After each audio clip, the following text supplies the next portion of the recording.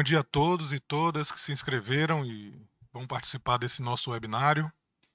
Eu gostaria de iniciar essa nossa apresentação agradecendo ao conselheiro Nelson Pellegrino, diretor-geral da Escola de Contas, pela oportunidade sempre dada ao desenvolvimento da cultura do controle e a proliferação do conhecimento.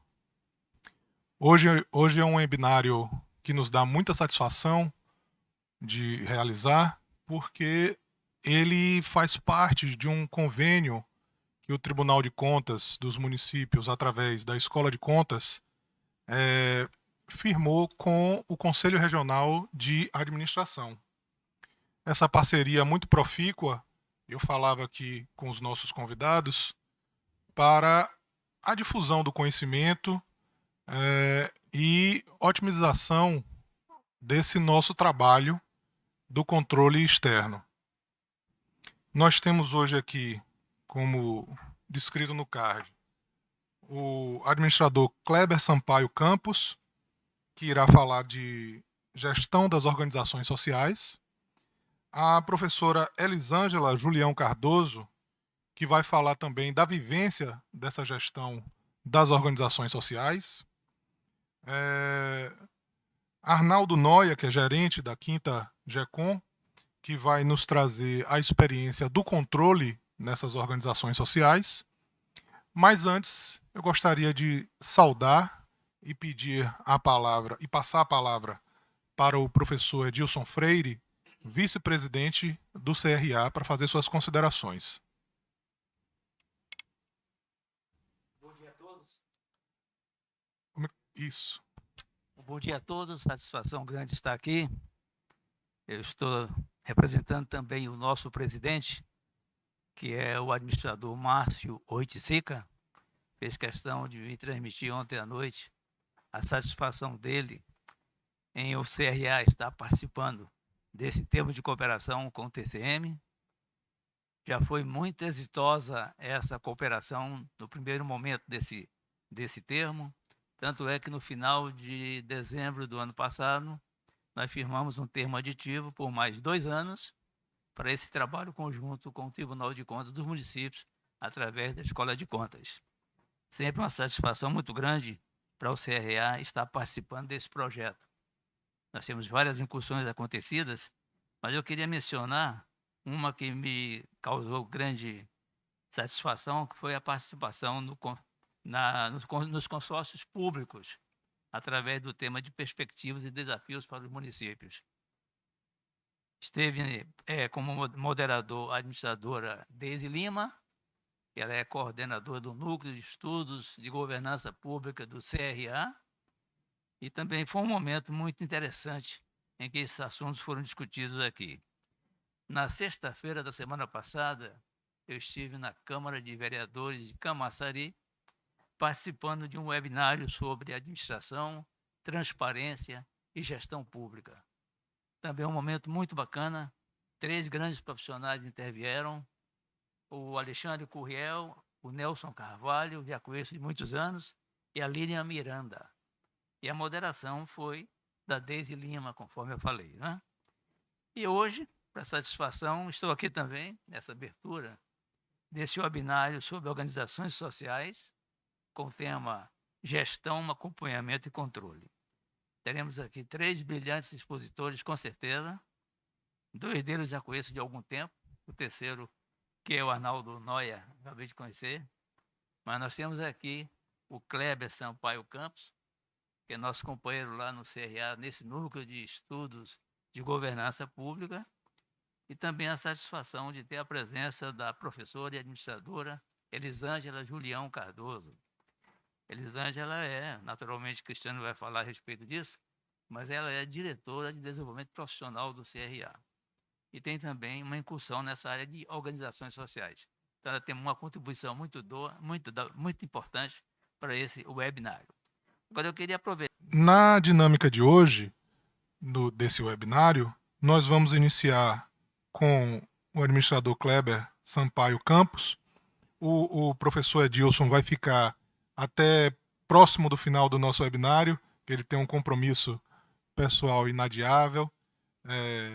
Mais uma vez eu agradeço a presença e, após a explanação dos nossos palestrantes, nós vamos abrir para perguntas e debate com nosso público que está assistindo remotamente e também presencialmente, e eu vou tentando fazer a mediação desse debate.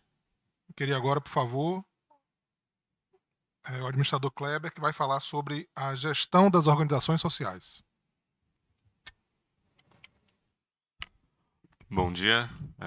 Gostaria de cumprimentar a todos aqui presentes, a todos que nos acompanham através do canal do YouTube. Cumprimentar a mesa aqui, na pessoa da professora Elisângela Julião, representando aqui as mulheres, a grande referência administradora, a qual me sinto muito bem representado. Bem, é uma grande satisfação poder estar abordando aqui sobre as organizações sociais, né? Diante de tantas notícias de fraudes, corrupção, malversação do recurso público nessa relação estabelecida entre ente público e organizações sociais, eu trago inicialmente aqui uma provocação, né? Afirmando que sim, é uma parceria que pode dar certo.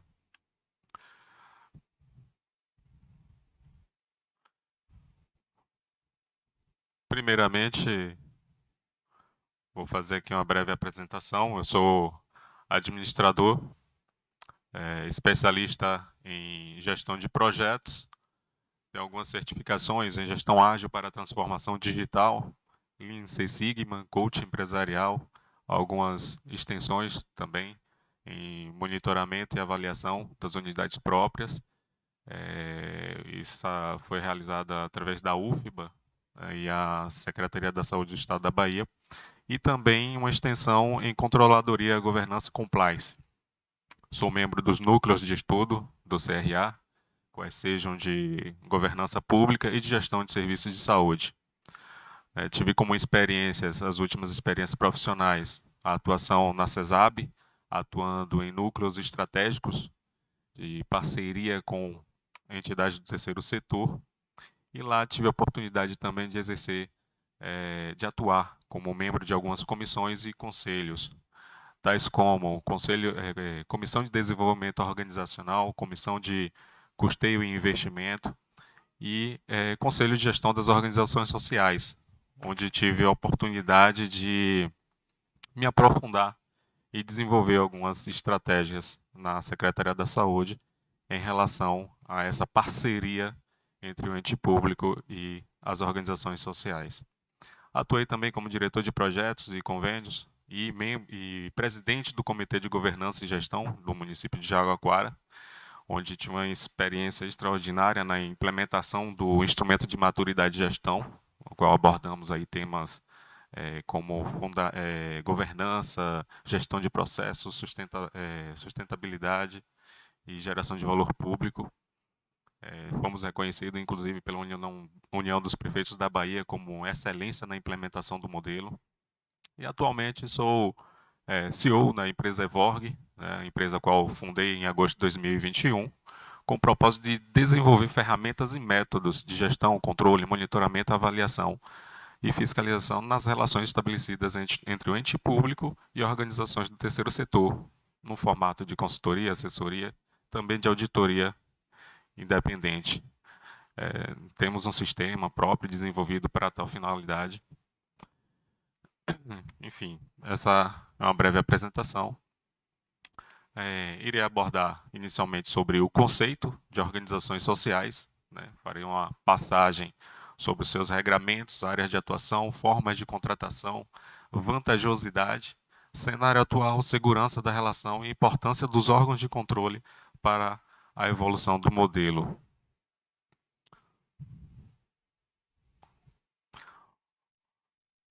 Organizações sociais são entidades jurídicas de direito privado, sem finalidade lucrativa, cujo objetivo principal é a realização de atividades inerentes ao interesse público, não exclusivos do Estado, no formato de parceria.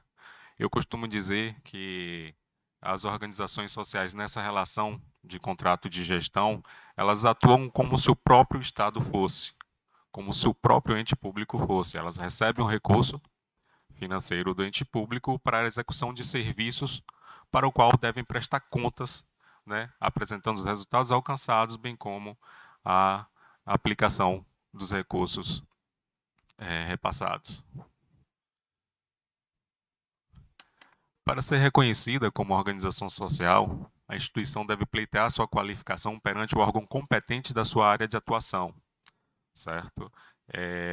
Bem como deve ser apreciado pelo Conselho de Gestão de Organizações Sociais no seu ente federativo de competência. No caso, o Estado da Bahia, ele tem o Conselho de Gestão das Organizações Sociais, o CONGELS. Então, toda entidade que pretenda se qualificar como organização social, na área da saúde, por exemplo, ela deve pleitear junto à secretaria competente e tal pleito será apreciado também pelo Conselho de Gestão das Organizações Sociais, que é órgão consultivo e deliberativo, que inclusive delibera sobre tal procedimento. Feito isso, ela estará apta a celebrar contratos de gestão com o ente público, ao ser consagrada, lógico, vencedora do chamamento público, o qual competir.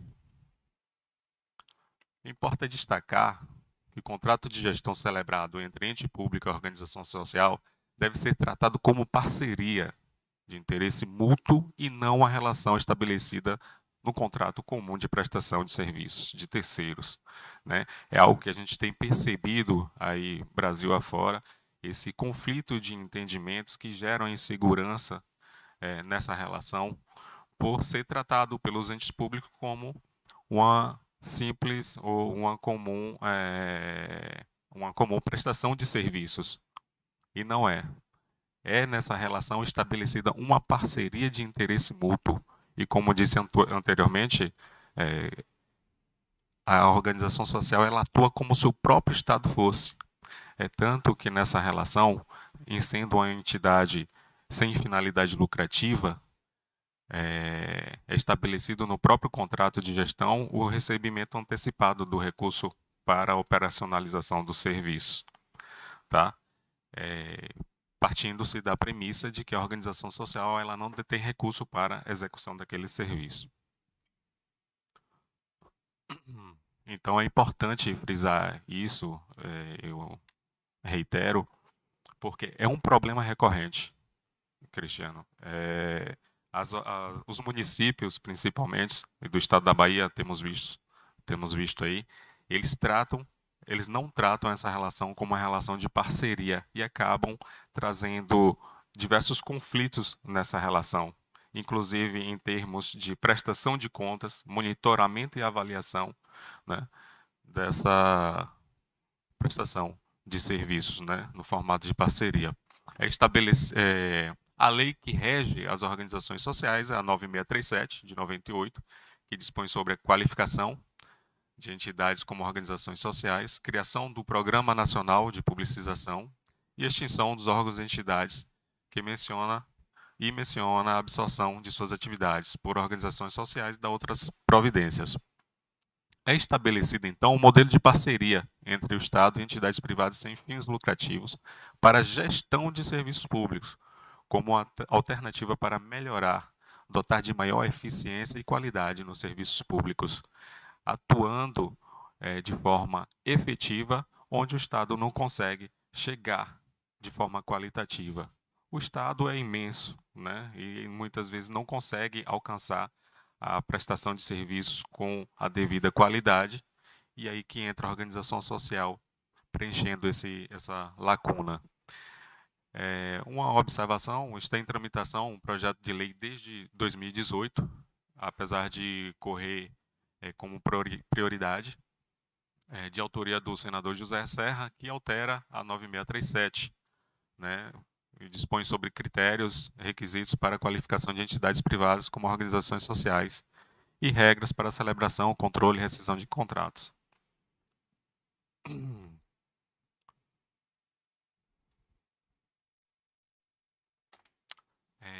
O Estado da Bahia, ele detém legislação própria sobre sob o número 8647 de 2003, e apresento aqui também os decretos que a regulamenta.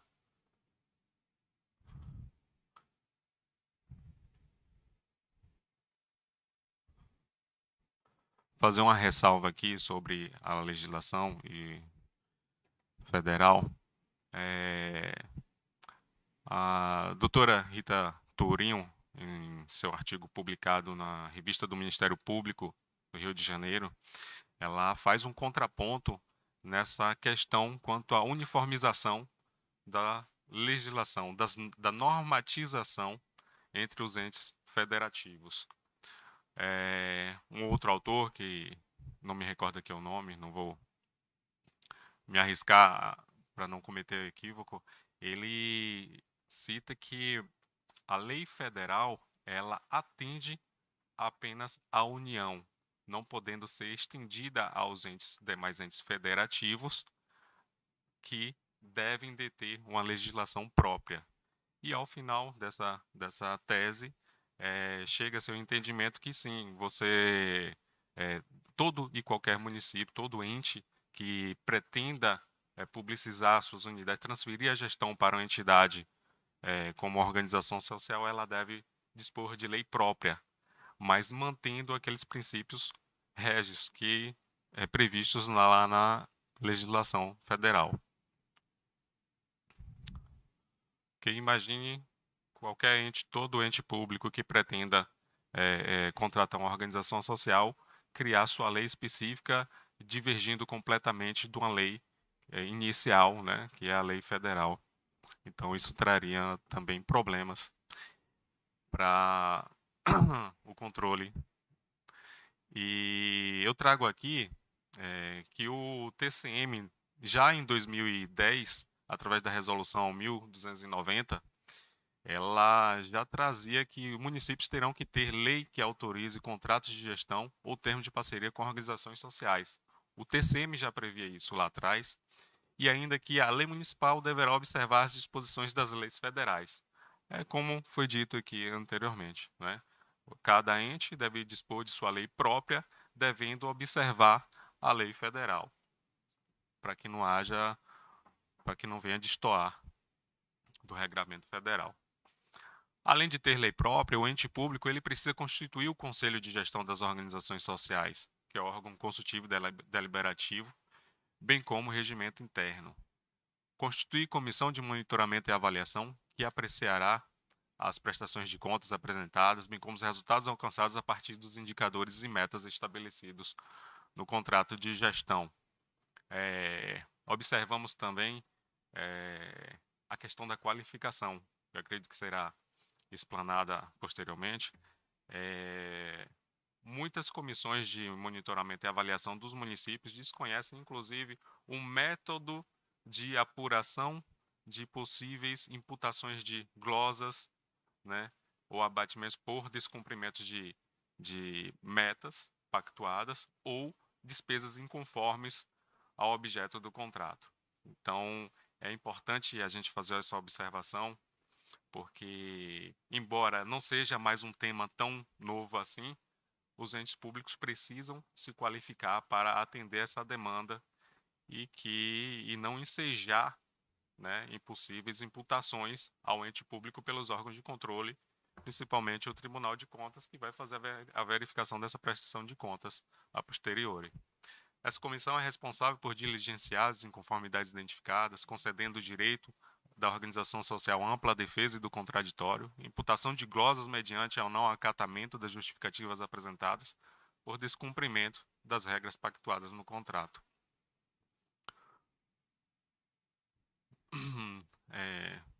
Falar bem superficialmente, o nosso colega ele vai abordar mais sobre esse tema da resolução. O Tribunal de Contas e os demais órgãos de controle, além de exercer um papel fundamental no controle e fiscalização dessa relação entre o ente público e as organizações sociais, ele vem apresentando também um papel orientativo através de suas resoluções, né, norteando a atuação dos entes públicos nessa relação com as organizações sociais, e isso é importantíssimo, né? Isso qualifica a apresentação dessa prestação de contas, evitando, como eu disse anteriormente, a imputação de penalidades aos gestores públicos e qualificando a gestão daqueles serviços que foram terceirizados. As principais áreas de atuação das organizações sociais, das entidades privadas sem finalidade lucrativa enquanto organizações sociais, eu faço esse adendo porque no formato de OSC, o MIROSC, o Marco Regulatório, ele tem uma abrangência maior do que esse formato de organização social através de um contrato de gestão. Para o contrato de gestão, as áreas de atuação mais comuns são a saúde, a educação, cultura, pesquisa científica e tecnológica, meio ambiente e assistência social. Tem uma abrangência mais limitada essa relação da organização social. O processo de publicização e os ritos necessários até a sua efetivação a partir da manifestação de interesse. Para que ocorra a transferência da gestão de serviços ou unidades próprias do ente público para a gestão realizada por organizações sociais, se faz necessário esse ato de publicização da unidade, que consiste justamente na transferência da gestão desses serviços, né? Que montei aqui um passo a passo, bem sucinto, que parte da manifestação de interesse pela autoridade competente, projeto de publicização, o qual contempla a avaliação ex ante, bem como o orçamento, a estimativa de custeio para a gestão daqueles serviços, parecer de conveniência e oportunidade, a manifestação pela autoridade competente, quanto ao interesse em transferir a gestão ao serviço a ser realizado por uma organização social, é submetido à apreciação do CONGELS, que, aprovado, segue para a deliberação do gestor através de portaria de publicização. Publicada a portaria de publicização, a gestão da unidade ou atividade está apta para ser assumida por uma organização social. Procede-se, então, os ritos necessários inerentes à concorrência pública para a contratação de organização social. Então, são os atos prévios e necessários para que se obtenha a formalização dessa relação entre o ente público e a organização social para a gestão de serviços. A forma de contratação, ela ocorre através de um processo de seleção pública, uma concorrência pública. Uma singularidade que eu cito é que o processo concernente à contratação de organização social, suas minutas e instrumentos são remetidos para apreciação e aprovação do Conselho de Gestão das Organizações Sociais. Todas as minutas de termos de referência, minuto de contrato, edital, todo o processo ele é submetido à apreciação do Conselho de Gestão das Organizações Sociais, o que diverge de um processo de licitatório comum, né, que não há necessidade de passar por um órgão consultivo e deliberativo específico.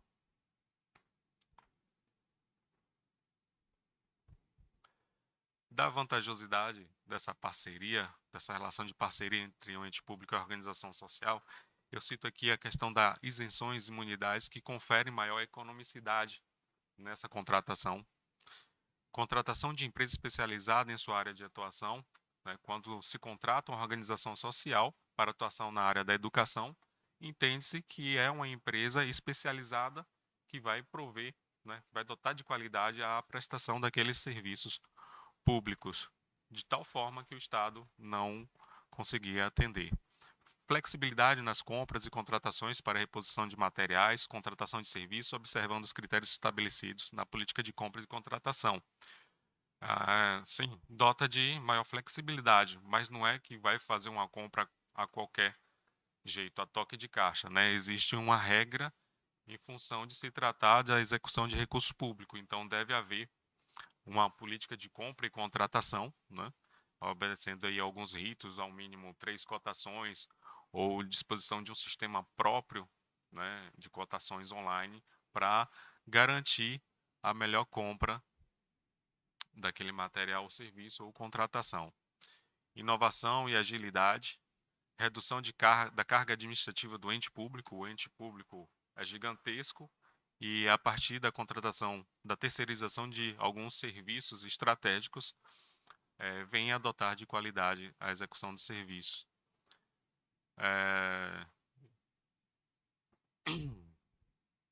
O cenário atual, o programa de OS é uma realidade em diversos estados, principalmente aqui na Bahia, Minas Gerais, Rio de Janeiro e São Paulo. Outros estados ainda engatinham por conta da insegurança na implementação do modelo.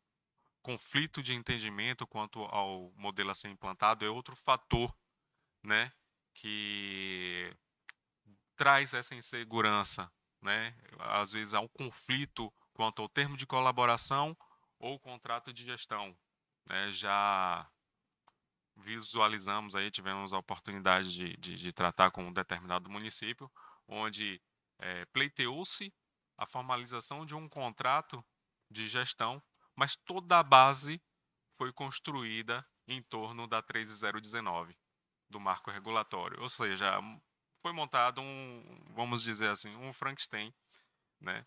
Em um instrumento Frankenstein acabou que não deu prosseguimento a essa contratação. Então, esse conflito de entendimento, ele traz essa insegurança da relação e constrói instrumentos frágeis, né, e confusos. Métodos e ferramentas de controle, monitoramento e avaliação defasados e ineficazes, né?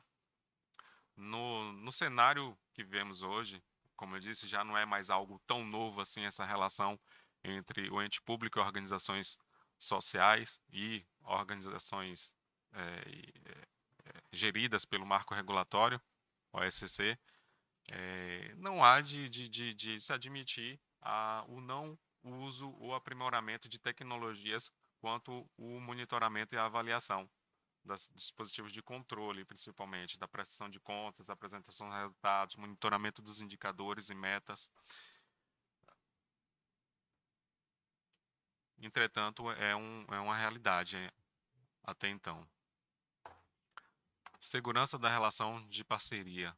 Sugestões que trago aqui seria estabelecer desde o instrumento convocatório a exigência que a organização social possua políticas e práticas de governança e compliance e, inclusive, como indicadores qualitativos na avaliação trimestral, ou mesmo exigir como um critério de habilitação no processo de seleção pública.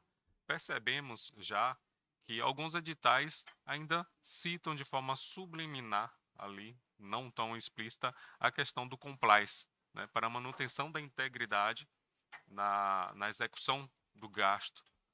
Né? E eu vejo isso como um fator fundamental, tornar isso ainda mais explícito e ainda considerar como um indicador qualitativo na avaliação da prestação de contas. Né?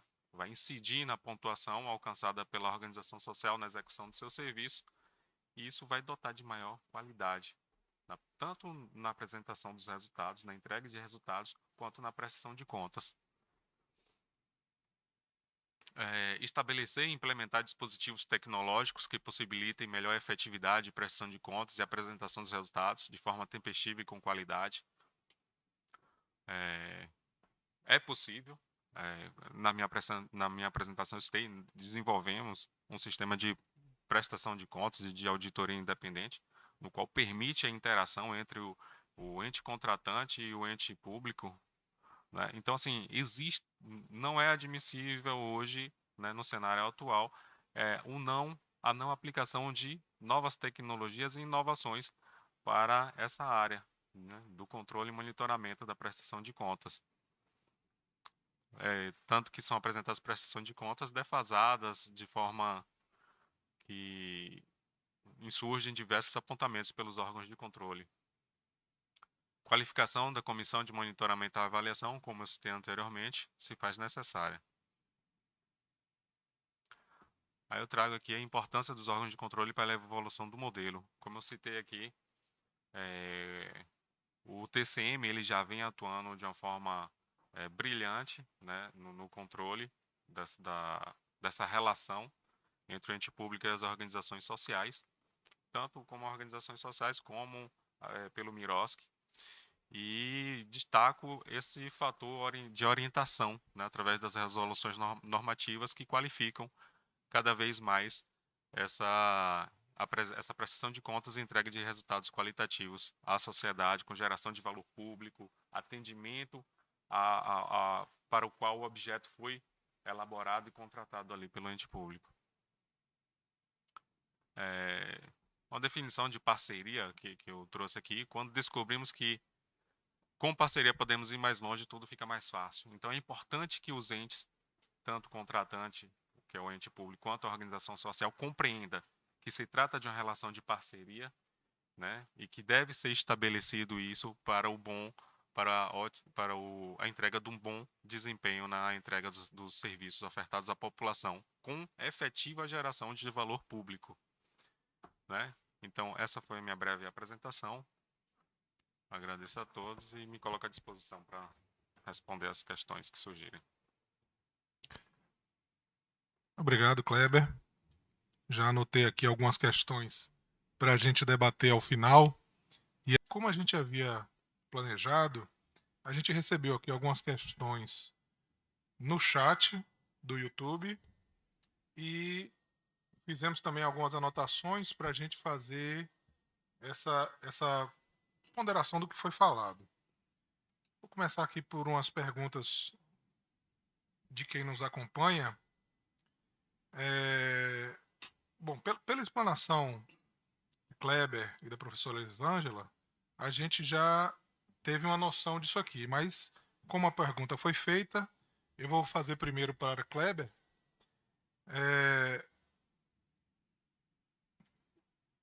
Nosso ouvinte gostaria de saber por que muitas vezes existe uma confusão entre o conceito de OS e OSC, e em muitos casos um OS se posiciona como OSC e vice-versa. Essa é uma pergunta do Mário.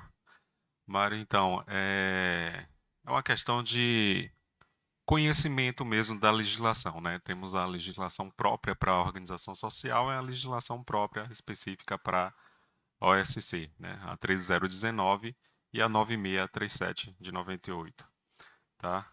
E lá traz as suas especificidades. A organização social, ela recebe uma titulação que a qualifica no ente federativo, ou estado ou município, como organização social, tornando-se apta a celebrar contratos de gestão, né? A organização social, ela já tem uma abrangência muito maior, ela não assume a gestão da atividade como um todo, mas ela atua em serviços complementares à administração pública, né? Eu espero ter esclarecido aí sua dúvida. Quer complementar, professora? Sim, obrigada. É bem próximo do que... só complementando mesmo a fala de Kleber, né? É que a gente precisa... A gente volta para aquela situação que eu mencionei aqui para vocês. Sem conhecimento vai haver essa confusão. E o próprio Kleber, naquela sua fala anterior, você fala sobre esse conflito, né, de entendimento. Então, é preciso que a gente, né, e aí eu faço um convite de novo agora também a Kleber diretamente, a escola de contas, ela leve, até talvez em forma de cartilha, talvez em forma de algum material que seja melhor entendido para quem a gente está falando, porque a comunicação ela é fundamental para isso, né? Então, talvez numa cartilha bem prática, isso fique muito claro para todas as pessoas. E ampliando a fala do Kleber, quando ele trouxe aqui, né, as OSs, elas são exatamente quem atua em parceria com o Estado para prestar o serviço que o Estado presta, né? Uma complementariedade. E já as OCIPs, não. O Estado ele pode vir a apoiar essa OCIP. A gente pode dar um exemplo disso exatamente quem a gente ama, que é a irmã Dulce, né? Então, a OCIP, o Estado, ele deve apoiar as ações da OCIP, tá certo? Então, a diferença é exatamente, a OS, ela vai no sentido de complementar o serviço do Estado, daquilo que o Estado ele tem como sua responsabilidade direta, e já a OCIP é uma responsabilidade, entre aspas, indireta. Eu acredito que talvez seja mais direto a respeito da fala. Outra pergunta do Mário aqui, e aí eu passo para a professora Elisângela, que ela falou no slide dela. Ele pergunta: um OS que possua o SEBAS, Certificado de Entidades Beneficentes em Assistência Social, na área de saúde, faz-se necessário ainda requerer sua qualificação no âmbito municipal ou estadual? Então, Mário, eu vou pedir auxílio também de Kleber nesse retorno, mas eu já vou lhe adiantar que uma vez que ela consegue o SEBAS, ela já tem isenção, né, em alguns tributos. Mas quanto à questão dessa qualificação a respeito do que o próprio Kleber, você trouxe essa informação, Kleber, sobre um conselho, se eu não me engano, uma câmara, né? Eu vou pedir que você explane de maneira mais específica, por gentileza. Perfeito. Em seu artigo 2º, a 9637 de 98, a Lei das Organizações Sociais, a lei federal, ela nos traz que é sim necessária qualificação no ente federativo a qual se pretenda participar de uma seleção pública, assumir a gestão de algum serviço. Ela é necessária a qualificação prévia dessa organização social para a celebração do contrato de gestão, né? Traz essa especificidade. Se a entidade pretende celebrar um contrato de gestão com o Estado ou o município, ela necessita dessa qualificação prévia. Tá?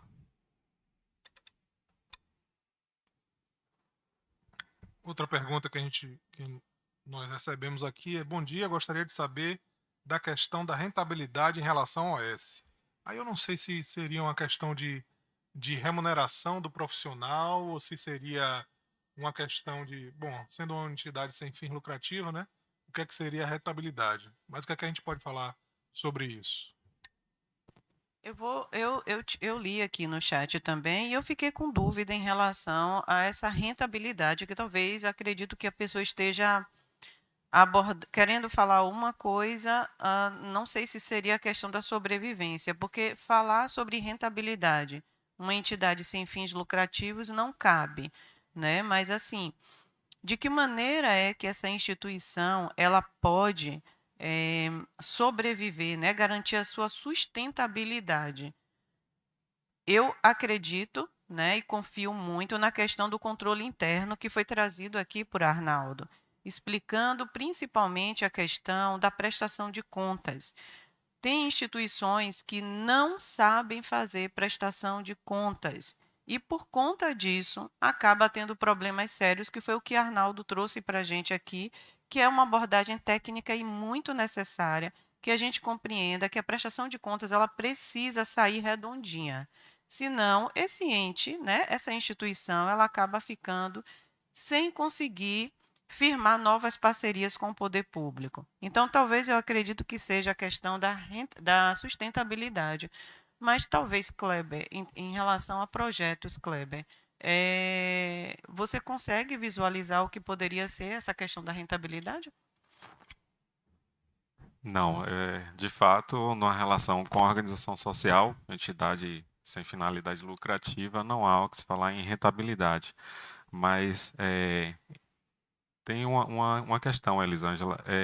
Havendo o superávit da relação, talvez seja isso que o Inácio Lima queira ter mencionado, havendo o superávit ou déficit, né, isso deve ser equilibrado, pois nessa relação entre o ente público e o ente privado, deve haver um equilíbrio financeiro. Não pode haver prejuízo para nenhuma das partes envolvidas nessa relação. Então, identificando o superávit, esse recurso é um recurso público, é um recurso do Estado, certo? Então, deve ser devolvido ao Estado, ao ente contratante. Já na situação contrária, havendo desequilíbrio, aí deve ser pleiteado pela organização social o reequilíbrio econômico-financeiro da relação, certo? E é importante ter muito cuidado com isso. E em relação ao controle e fiscalização de forma tempestiva, inclusive evita a possibilidade de vir a incorrer no desequilíbrio econômico, porque você identificou de forma tempestiva e adotou ações tempestivas ali para regularizar a situação, ou por meio de um termo aditivo, ou uma repactuação de metas, ou até o reajuste pelo índice de correção inflacionária, né, que talvez não tenha sido aplicado de forma tempestiva. Talvez tenha sido isso. Espero ter esclarecido as dúvidas. Vou abordar aqui somente quando eu falei em aplicação financeira de curto prazo. A responsabilidade no repasse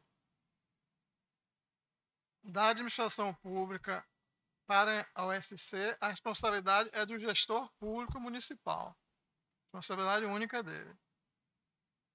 Esse dinheiro em posse da OSC, ele deve ser aplicado em curto prazo, se ele não for movimentado por ficar um mês sem aplicar esse recurso. Então, deve ser aplicado a curto prazo. Tem uma pergunta aqui, Arnaldo, que eu vou continuar com a palavra contigo, que é a seguinte. Ele descreve uma situação e faz uma pergunta ao final. Uma entidade que firmou termo de cooperação com o município recebeu recursos, mas no momento da prestação de contas apresentou documentos em que ficou evidenciada a aplicação de recursos que não constava no plano de trabalho. No entanto, a entidade reconheceu a falha na aplicação, mas cumpriu com as metas e objetivos estabelecidos. Nesta situação, o parecer deve ser considerado como regular, com ressalvas ou irregular? Bom, se os resultados foram alcançados, né, os resultados foram de interesse público, eu acredito que devem ficar com ressalvas. Porque o foco principal dessa lei 13.019 é o resultado da aplicação do recurso financeiro, recurso público. Se alcançou os resultados, bom, fora do plano de trabalho. Essas despesas podem até ser glosadas pelo tribunal, mas o parecer pode ser com ressalva, porque o importante, o foco da lei é a aplicação do recurso. E aí ele complementa a pergunta. Quanto ao valor aplicado fora do plano de trabalho, deverá ser devolvido? As despesas que não estão dentro do plano de trabalho, elas são glosadas pelo tribunal. Então, o responsável ele é notificado a devolver. Eu fiz aqui umas anotações e, como experiência pessoal, eu trabalhei 4 anos numa entidade, numa organização social de educação de crianças carentes. E aí tudo que vocês falavam aqui passava um filme em minha cabeça. Tudo que a gente passava lá na organização, a dificuldade das verbas, a dificuldade na prestação de contas. Também quando tudo que você falou de organizações sociais, aí já veio um outro filme, que já é o filme do mestrado. Meu mestrado é em Políticas Sociais e Cidadania. Então, todos os artigos que a gente escreveu, os debates sobre isso, é um tema muito extenso, a gente não vai conseguir aqui no webinário exaurir tudo.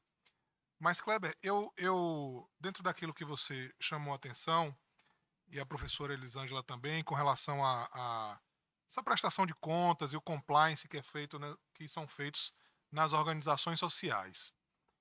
A gente conseguiria pensar um modelo que esse gestor da organização social teria a seguir para poder evitar problemas com a prestação de contas? Existe algum método, alguma fórmula, um modelo já pensado, ou cada organização vai procurar de alguma forma, dentro do seu corpo de gestores e técnico, de como melhor fazer isso para evitar problemas na prestação? Perfeita a sua colocação, Cristiano.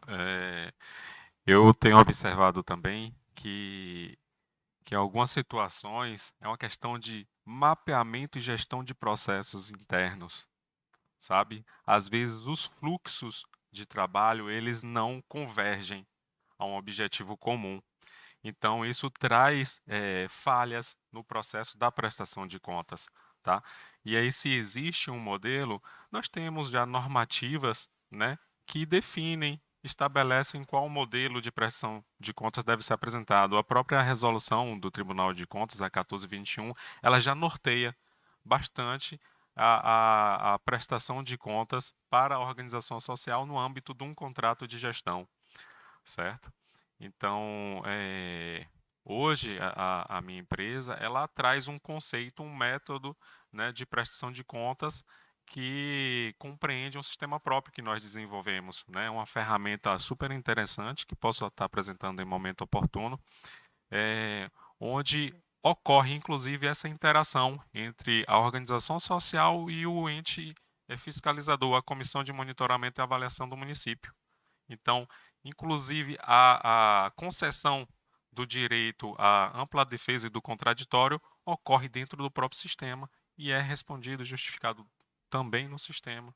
A justificativa é acatada ou não, e aí incide na imputação de glosa ou não por despesas em comum ao objeto do contrato ou por meta pactuada não alcançada. Então, assim, existem já dispositivos, tá? Mas eu observo também que, eu acho que a professora Elisângela concorda também, há muito essa questão de falta de mapeamento de processos e gestão de processos dentro das instituições, tá? Porque normas, o norte a gente já tem, de certa forma, através do próprio Tribunal de Contas.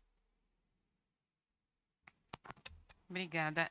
Eu concordo perfeitamente, né? Na verdade, E em relação a Kleber, queria fazer uma pergunta.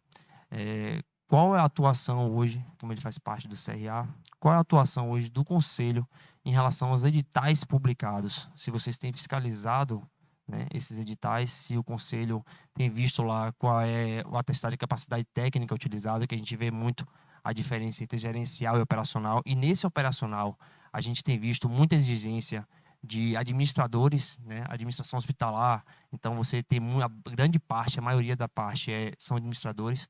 E como tem sido a fiscalização, né, se o CRA tenha sido mais contundente.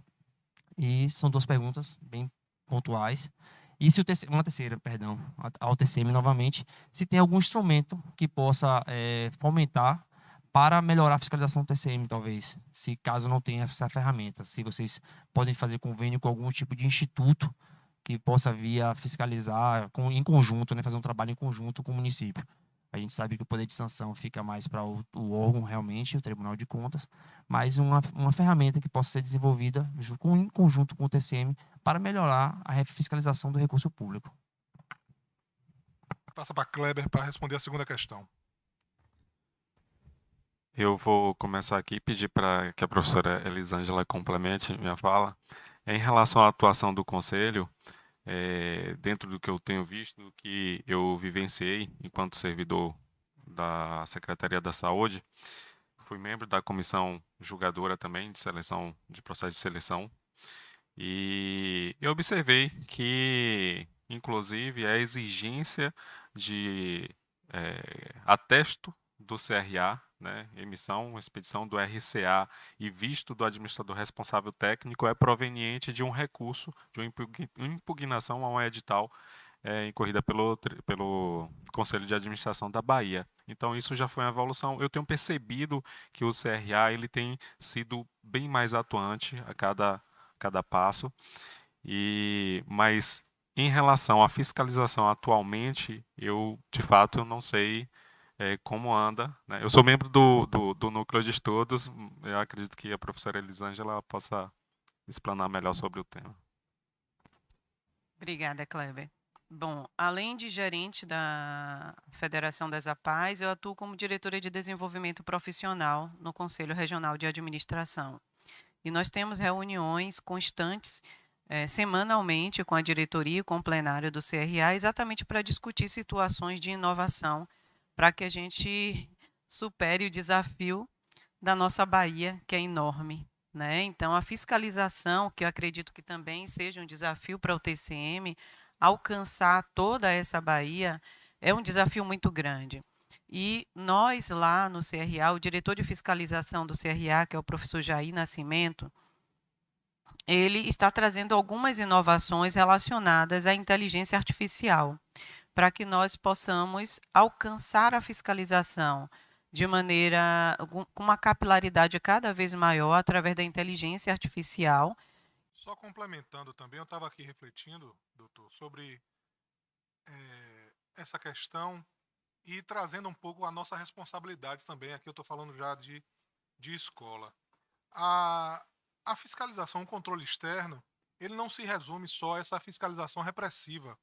Então a gente tem esse papel também de levar o conhecimento aos jurisdicionados, através de cursos de capacitação de todo gênero. O CRA também faz esse movimento, porque dessa forma, e até também a advocacia municipalista, os contadores, a gente faz algo preventivo, porque a intenção do Tribunal de Contas não é propriamente e apenas, o objetivo não é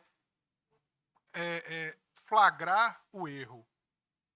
Flagrar o erro é uma consequência da fiscalização, mas o objetivo, a missão, é que os recursos sejam bem aplicados. Então, dessa forma, a instrução, o auxílio e a parceria com os jurisdicionados também é uma nova forma de atuação. E eu lembro aqui um curso que nós tivemos em parceria com a Escola de Contas do TCE, semana passada, com o conselheiro Sebastião, que era o presidente do TCE de Minas. Ele tem uma figura alusiva muito interessante. Dizia ele que inicialmente os tribunais de contas atuavam como um cão de caça, tentando farejar os erros, depois como um cão de guarda, tentando resguardar e reprimir esses erros, e hoje a atuação é mais como um cão-guia, que você vai auxiliar esse seu jurisdicionado nessa aplicação dos recursos públicos, sem esquecer suas missões anteriores, mas essa troca de conhecimento, essa difusão, essa busca constante de ser um caminho de duas vias, jurisdicionados e tribunal, é muito importante. E dizia o conselheiro Sebastião, é o que há de mais novo internacionalmente. Inclusive as regras da Intosai são todas nesse sentido, as mais novas, dessa parceria e dessa construção conjunta da proteção do erário. Mais alguma pergunta? E tentar fazer realmente uma cartilha, basicamente pegando todo o arcabouço normativo básico e transformando isso em uma linguagem mais direta para quem está lá na ponta.